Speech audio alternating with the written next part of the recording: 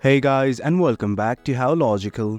In this tutorial, we're gonna look at how to hide our verification details on Badoo. Now let's begin. On any browser of your choice, simply type badoo.com and hit on enter right now. Do note that I have already logged into my account. In case you have not, do log in right now.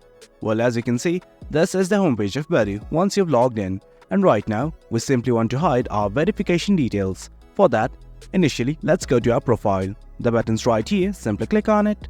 Then this will open up. From here, worry not, let's simply go to settings.